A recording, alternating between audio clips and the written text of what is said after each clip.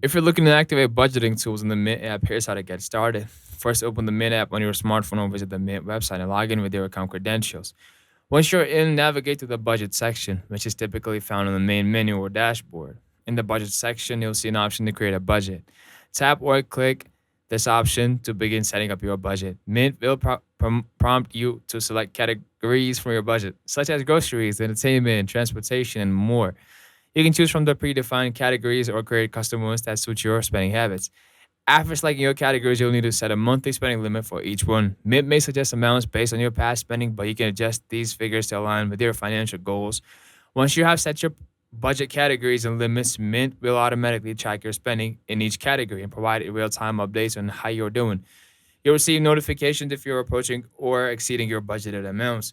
Helping you to stay on track. So remember, the more accounts you link to Mint, such as bank accounts, credit cards, and loans, the more accurate and comprehensive your budget will be. By setting up and actively managing your budget in Mint, you can gain better control over your finances and work towards achieving your financial goals.